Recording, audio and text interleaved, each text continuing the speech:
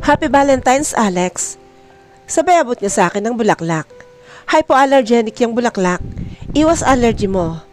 Hinipan ko na lang ang bangs ko para itago ang nag-umapaw na kilig na nararamdaman ko. Iba din siya. Hindi kinakaya ng sistem ko ang mga ganap. Ibang level ang sweetness ni Lorenzo Leviste. Nakikita ko na nakangisi siya sa gilid ng mga mata ko. What? Sita ko sa kanya. Ikaw kasi, halata namang kinikilig ka. Pinipigilan mo pa? Anya, sabay halakhak. Tigilan mo akong sungkit ka. Ibinaling ko na lang ang tingin ko sa labas. Don't call me that. Ganito na lang. Sa tuwing maririnig kong tinatawag mo akong sungkit, hahalikan kita. Naitakip ko ang isang kamay ko sa bibig ko.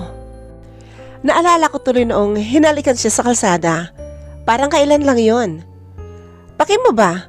Ay nakagat ko ang labi ko. Muntik na. Nasabi ko na, Alex, I'll kiss you. Try me. Mamaya na lang siguro. Landi? Dinala niya ako sa isang mamahaling restaurant. I can tell by the looks of it. Flowers are everywhere din. Pati pulang balloons. Table for two, sir? Tanong ng sumalubong sa amin. Ay, hindi kuya. 3 kami. Invisible yung isa. Yes, please. Sagot ni Sungkit, ni Enzo. Mahirap na. Naupo na kami at agad namang binigyan ng menu. Hindi naman ako bago sa mamahaling resto. Pero halos maubo ako sa presyo nila dito. Ano kayang gamit nila sa pagluluto? Gold? Happy Valentine's, ma'am. May I take your order, ma'am? Nakangiti sa akin ang magandang waitress. I'm still undecided. Unahin mo na lang siya. Turo ko kay Enzo. I'll have this one. Tinuro nito sa waitress ang nasa menu. Deep fried boneless chicken with almond flakes on lemon juice. How about appetizer and soup, sir? Ang haba ng pangalan. Piniritong manok lang naman na may mani at lemon. I'll have the soup of the day. Seasonal fruit platter for the dessert and iced tea. Inulit nito ang order ni Enzo. Napatingin ako sa waitress. Halatang nagpapakyut ito kay Lorenzo. Are you ready to order, ma'am? Tinaasan ko si Enzo ng kilay. I'll have sweet corn soup with fresh crab meat, suited diced beef tenderloin with Chinese wine, vinegar and black soy sauce and iced tea. In short, crab and corn yung soup ko, tapos ginisang baka yung main course. How about dessert? Nakangiting tanong sa akin, Enzo. Umiling ako. Masama yata ang loob sa akin ng waitress. Hindi niya ako tinanong. Share na lang tayo sa dessert mo. Platter yata yung in-order mo eh. Sigurado akong hindi niya yun maubos mag-isa. Isang bandihadong prutas. Di wow. Napangisi ako nang dumating ang order namin. Yung soup lang yata ang marami-rami. Mas okay pang kumain kami sa Eat All You Can. Di kaya sa Yakimax at Big-Wins kaya dito. Try this. Nilagyan niya ang plato ko ng ulam na in-order niya. Masarap. Dapat lang, $1 ang rate nila tapos hindi masarap. Let me try your food. Kaya pala namigay siya. Gustong tikman ang ginisang baka. Mahigit 1,000 ang presyo. Ginisa lang naman. Binigyan ko siya. Baka mamaya magtampo si Sungkit. Siya naman ang magbabayad. Mas masarap yung ulam mo. Reklamo niya. Palit na lang tayo. Gusto mo? Baka hindi siya mabusog. Ako pa pagbayarin niya. Hindi na. Ayos lang. Napaka-arte niya talaga. Nilagyan ko na lang ulit siya ng ulam sa plato niya. Nagpaalam ito saglit. Nang matapos na kaming kumain, ay napawaw ako nang bumalik itong bitbit ang fruit platter. Dessert na pala ngayon ang bulaklak. Biro ko sa kanya, kaya pala hindi sinerve agad ang dessert kanina. You like it? Nakangiting tanong niya. I love it, Enzo. Thank you. Unang Valentine's na may nagparamdam sa akin ng ganito. I felt so special. Si Daddy, Ian at Sian ang madalas magbigay sa amin ng bulaklak at tsokolate nila Mami at Ate Chloe tuwing Valentine's. Ryan give me flowers once pero alam ko namang part lang yun ng pambablackmail niya sa akin. Nanghihinayang sana akong sirain ang arrangement ng prutas Pero masasayang lang din naman kapag hindi namin kinain. Akala ko ay uwi na kami after ng lunch, pero nagyaya pa itong maglibot sa Greenbelt. Nagpakape si Mayor. At ang inakala kong almost perfect na araw ay mukhang masisira pa. Renz! I rolled my eyes. Siya na yata ang hipon na parang aso ang pangamoy. Ang lakas. Tiningnan na naman niya ako from head to toe. Sinadya kong i-flip ang hair ko. Oh, hi Pearly. Nandito ka din pala. Sinong kasama mo? Tanong ni Enzo sa kanya. Nakakapit na ito sa braso ni Sungkit. I'm with my friends. Pinilit kasi nila akong lumabas today. May date nga dapat ako pero hindi ko naman sila mahindian. Gusto ko sanang sumagot ng, we? Pero pinili ko na lang manahimik. Ikaw, Renz, what are you doing here with your... Muli niya akong tiningnan. Alalay. Kailangan talaga naka-emphasize ang alalay? Ah, basta. Hipon siya. Nag-lunch kami ni Alex. At ito, pasyal konti. Nililibang niya lang ang sarili niya kasi hindi siya busy sa office. Baka kung ano pa ang masabi ni Enzo kay Perlita, gulo na naman panigurado. Kinakausap ba kita? Anya, kung sapakin ko kaya siya. Pearly, well go ahead. Ingat ka na lang ha. Saka ako hinila ni Enzo palayo. Renz, wait! Pero mabilis ang hakbang niya. Palibhasa mahaba ang paa. Dapat hinayaan mo na lang akong sabihin nililigawan kita. Para tigil-tigilan ka na niya. Seryoso ba siya? Baka lalo lang kamo akong pag-initan ng diehard admirer mo. Nagsalubong ang kilay niya. Ewan ko ba sa babaeng yon? Daig bang to ko kung makakapit? May paglingkis pa. Ay, hard to ko na. Sawa pa. Ens? Hi, ikaw nga. May nakasalubong na naman kaming babae. At maganda siya.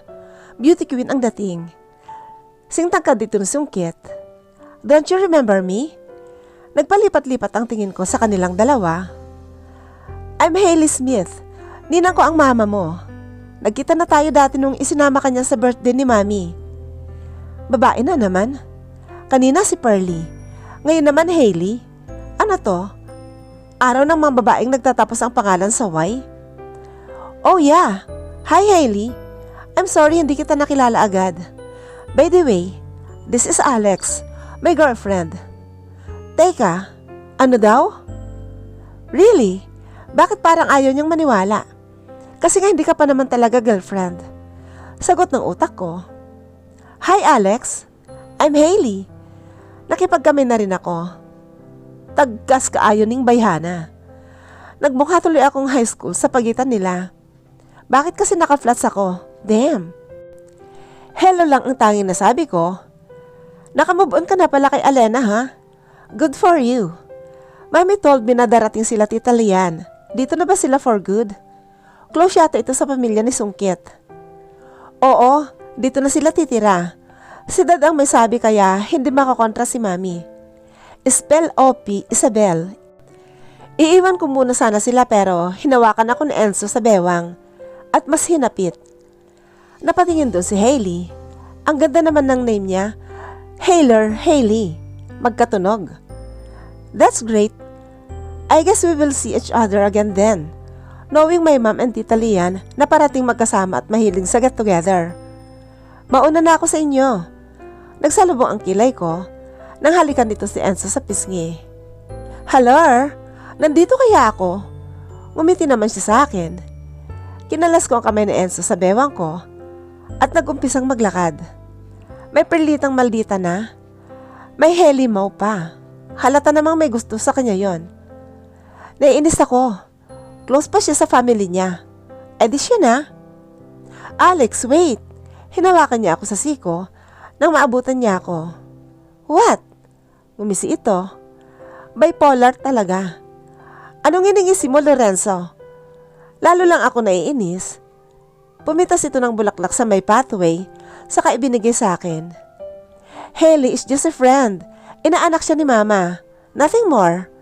Hindi ka dapat magselos. Pinagsasabi nitong Sungkit na to. Ang kapal ng face mo, Lorenzo.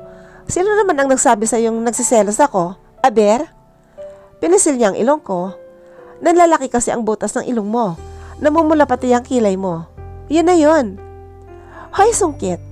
Mainit lang kaya ako namumula. At saka, Hindi ko na naituloy ang sasabihin ko dahil hinalikan niya ako.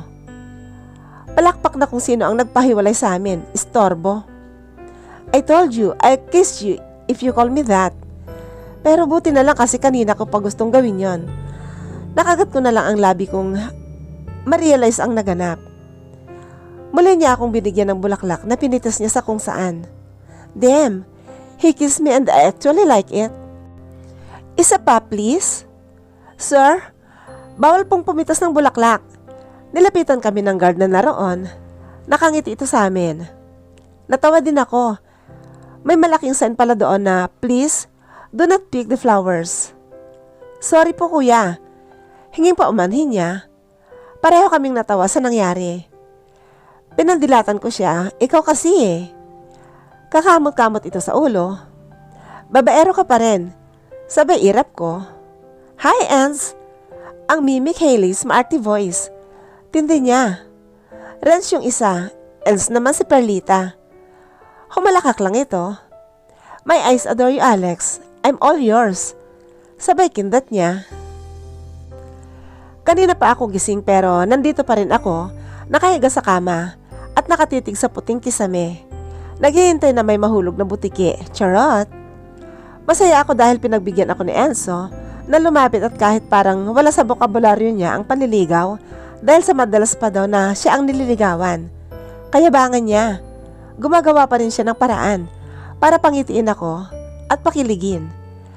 May double L's is charming and sweet kaya siguro nagkandara pa si Perlita sa kanya. Mami Tricia told me and Ate Chloe na kapag nasa tamang edad na kami, enjoyan namin ang stage ng ligawan, bagay na hindi daw niya naranasan kay Daddy. Ang nangyari daw kasi sa kanila, parang pagdating ng kidlat. Ang bilis ng mga pangyayari. Ang weird ng nanay ko. Kapag naman si Dad ang itinatanong namin, ang sabi niya, tinutukan niya daw si Mami bago niligawan. Nagagalit naman si Ma'am kapag tinatanong ko kung ano bang tinutok sa kanya ni Dad para mapasagot siya. Kutsilyo? Baril? Baka naman iPhone. O di kaya kotse. Ganun. Pero kahit ano pa man ang istorya nilang dalawa, I still want a relationship like them. Yung tipong matolite, pang matagalan, kahit awkward na makita silang naglalambingan sila madalas. Deep inside, I'm still to see my parents still so in love after so many years. Nang may marinig akong nag-buzzer, Lechugas, porket libre pindot sa doorbell, kailangan sunod-sunod. Inis na lumabas ako sa kwarto at walang pakialam na binuksan ang kung sino mang lapastangang gumambala sa pagmumuni-muni ko. Ang aga-aga, Lorenzo. Huwag niya sabihing manliligaw na siya ng ganitong oras. Bakit binuksan mo agad ang pinto? Nakasalubong ang kilay nito. Kita mo yung ugali mo? Nakapindot ka dyan sa doorbell, wagas tapos nagtatanong ka ng ganyan? Pumasok na ito kahit hindi ko pa naman siya pinapapasok. Taong bahay ang peg ni kuya. Alex, you cannot just open the door like that. Paano kung masamang tawang kumatok at hindi ako? Subukan nila ako. Babalian ko sila ng bones. Saka tiningnan mo nga yung suot mo. You can't open the door to random people wearing... Nagtagal ang mata niya sa legs ko. Tinaasan ko siya ng kilay. That! Nagbuga ako ng hangin. Hindi naman ako na-inform na darating pala si Daddy today. Parang tatay ko kung manermon ang sungkit na to. Hoy, Lorenzo, muntik na. Wala pa akong toothbrush. Oh my God! Dito ako nakatira. Susuotin ko ang gusto ko. Saka anong masama sa cotton shorts ko? Saka ko lang napansin na may bit-bit siyang paper bag. Nag-heart ang mata ko. Pagkain yata. Mukhang tama ako.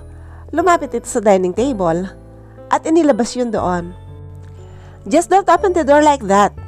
Kaya nga na-imbento ang peephole, Alex. Napanguso ako. Bakit ang aga mo yata today? Ako nang naglagay ng plato sa kakutsara at tinidor. I'm not going to the office today.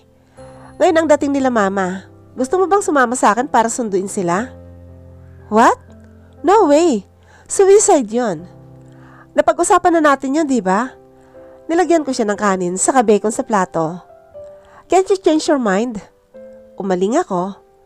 Anong sasabihin ko sa kanila? Ako nga po pala si Alex, PE ng anak nyo at soon to be girlfriend niya. Hindi ko carry. Papasok na lang ako. I'll help Mitch para naman mabawasan ang trabaho niya. Nakakahiya na sumusweldo ako tapos wala akong ginagawa. Hayahayang buhay. Baka naman makipagkita lang kayo doon sa Dennis. Naubo ako sa sinabi niya. Tumayo siya at kinuha ako ng tubig. Dahan-dahan naman kasi. Hanggang ngayon pala hindi pa rin siya nakaka-move on kay Dennis. Kakausapin ko si Mitch para itigil na namin ang kalokohang naisip niya. Mabilis lang naman ako. Ihatid ko lang sila mama sa bahay tapos papasok din ako. Akala ko ba hindi siya papasok? Hindi ba dapat samahan mo muna sila? Kadarating lang nila saka matagal mo silang hindi nakasama, di ba? Nangunot ang noon nito. Bakit parang ayaw mo akong pumasok sa opisina? Pupuntahan ka ba nung Dennis? Uminom ako ng tubig. Lorenzo, pwede ba? Hindi ako makikipagkita kay Dennis. Ang sinasabi ko, spend time with your family. Kasi kakabalik lang nila. Kasalanan ito ni Mitchell eh. Doon din naman ako uuwi ng ilang linggo, kaya parati ko rin silang makakasama. Don't worry. Doon siya uuwi. Ibig sabihin hindi dito sa unit niya. Ulit-ulit? Medyo nalungkot ako sa balita. Hindi ko na siya abot hakbang. Tapos hindi na sabay dinner pati breakfast. Mahirap talaga kapag nakasanayan mo na ang isang bagay. Tapos bigla na lang may major changes. Nothing will change, Alex. Susunduin at ihatid pa rin kita araw-araw. Liligawan at hihintayin ko ang matamis mong oo. Napangiti ako. Kahit hindi ko gets kung paano niya malamang may lasa yung oo. Nagpupumilit siyang hintayin daw ako at ihatid pero baka ma-traffic lang siya papuntang airport. Kaya pinalayas ko na. Nakaharap ako sa salamin at hawak ang pisngi kong ninakawan niya ng halik. Kinikilig ako. May paghalik si Mayor. Ginanahan tuloy akong kumilos at mabilis na nakapaghanda sa pagpasok sa office. Flowers for you. Nakangiting abot ni Mitch sa akin ng isang stem roses. Teka, bakit mag-isa ka? Nasaan si boss? Darating daw ang mama at mga kapatid niya. Sinundo niya sa airport. Oh, ibinalik ko sa kanya ang rose. Itigil na natin yung kalokohan na yan, Mitch. Umamin na siya. Naliligaw na nga. Ayoko din namang nagsisinungaling kami. We? Di nga. Kita mo tong babaeng to? Che? Oo nga. Tanungin mo pa yung boss mo. Ere-reto-reto niya kami tapos hindi maniniwala. Magtrabaho na tayo. Binigyan niya naman ako ng gagawin. Naging busy kami pareho ng mga sumunod na oras. Dahil busy ako, hindi ko napansin ang pagdating at hindi inaasahang bisita. Alex, may naghahanap sa'yo. Ichika mo sa akin mamaya ha kung bakit ka dinadalaw ni Miss Hailey Smith. Ano daw? Hello Alex, can we talk? Iniwan na kami ni Michelle. Hi Hailey, wala si Enzo. Sinundo sila mama niya. Baka sisungkit na naman talaga ang sadya nito. I know, nagkausap kami ni Tita Lian last night. Ikaw talagang sadya ko Alex. I want to know you more. Dito ka palang nagtatrabaho? Empleyado ka ni Enz? Mukhang tama akong kamag-anak ang isang ito ni Pearly. Hindi mo akalaing may hidden agenda dahil sa magandang mukha niya. Yeah, empleyado niya ako. I'm also his personal assistant. Umangat ang isang kilay nito. Oh, okay. Enz really has a soft heart to women like you. Have you heard about his ex-Alena? Bigla naging interesado ako sa kwento ni Alena. Ang mahal na sangre, charot. Anak siya ng driver nila Enz. Nagkakilala sila noong ipinasok ng ama niya si Alena bilang katulong. Dahil nagkasakit ito, Enz fall for her beauty. Niligawan niya ito kahit hindi pabor ang mama niya kay Alena. Malayo nga naman ang agwat nila sa buhay. Mahirap pa sa daga sila Alena. Kung makahirap pa sa daga naman siya, naranasan niya kayang tumira kasama ang mga daga para malaman niyang naghihirap ang mga ito? Pero hindi nakinig si Enz sa mama niya. Alam ni Tita Lia na pera lang ang habol ng babaeng yun kay Enz. From the start, and she was right. Pagkatapos nilang tulungan si Elena na makapag-aral, iniwan nito si Enz at sumama sa isang Amerikano. Hindi ako makapaniwalang kayang gawin ni Elena yon. Nabanggit ni Mitch na halos 5 years ang itinagal ng relationship ng mga ito. Baka may iba itong dahilan. Bakit mo sinasabi sa akin ang mga bagay na to, Hailey? Anong trip nitong babaeng to? Nothing. Just a friendly talk between us. I think Tita Lian would love to meet you. Lalo na't empleyado ka pala ni Enz. Makahulugan ang sinabi nito. Ano bang tingin niya sa akin? Bobo? Bakit kaya hindi pa niya ako diretsahin? Iniisip ba niyang pera din ang habol ko kay Lorenzo? I don't need his money. Iniwan ko ang kinagisnan kong karangyaan. Bakit nga pala hindi ka sumama para sundin sila tita? Mimosa talaga siya. Sayang lang beauty nito. I'll meet them some other time. Sigurado kasi akong hindi makakapag-focus si Enzo sa family niya kapag sumama ako. Pinatamis ko pa ang ngiti ko. Half true din naman ang sinabi ko. Iintindihin niya pa ako kung sakali. Tumaas ang kilay niya. I'm going to see them today. Gusto mong sumama? No, thank you, Hailey. May trabaho pa akong kailangang tapusin. Saka naman pumasok si Mitch na may bit-bit na bulaklak. Ano na naman kalokohan ang naisip niya? Alex, someone sent this.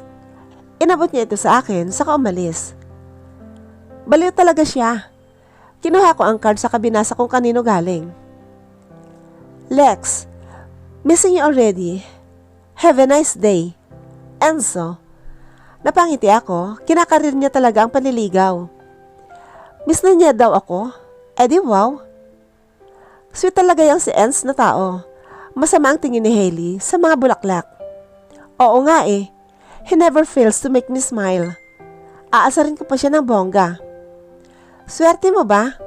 Mayaman ang boyfriend mo. Natawa ako. Iba talaga mag-isip ang mga gaya nila ni Perlita. Maswerte ako dahil malambing at napakasweet niyang tao. Maniwala ka man o hindi, Hailey, wala akong pakialam sa yaman niya. I am not after his wealth. Mas excited ako na maramdaman ang pagmamahal niya, ang pagpapahalaga at mga bagay na gagawin niya for our relationship. Umangat na naman ang isang kilay nito. Yeah, right. Good luck. I'll go ahead. May gusto ka pa bang ipasabi sa boyfriend mo? I'm sure magkikita kami. Kasi pupunta ako sa bahay nila. Ayoko na pala ng heli, Mau. Heli parot na lang. Wala naman. Salamat. Tawagan ko na lang siya to say thank you para sa mga ito. Bumaba ang tingin ko sa mga bulaklak. Okay. Thanks for the chat. Saka ito umalis. Nag-abala pa talaga siya para puntahan ako. Ang ganda ko talaga. Kinuha ko ang cellphone ko. Saka nag-text kay Sungkit. Thank you sa flowers. Yung chocolates ko ha. Huwag mo kalimutan. Yung galing Canada. Haha. Ganun naman talaga pag may dumarating galing abroad, diba? May pa-tsokolate. Pero hindi ko maiwasang mag-worry. Mukhang magiging problema ko ang mama ni Sungkit. Mukhang ay poor din ito. In Tagalog, mata pobre. Kawawa naman si ako bilang Alex. Nag-reply si Sungkit. Funny, Alex. Nanghihingi ka talaga ng pasalubong na tsokolate? Anyway, ibubukod ko talaga yung para sa'yo. Thank you for making me smile every time. Ingat ka dyan. I miss you. May pa-I miss you pa ulit si Mayor. Sorry na lang siya. Hindi niya malalamang namimiss ko rin siya. Napaisip ako sa sinabi ni Hailey Parot. Yun ang version niya ng story ni Elena at Enzo. Pero, yun nga kaya talaga ang nangyari? Mimosang Parot, nahawaan tuloy ako.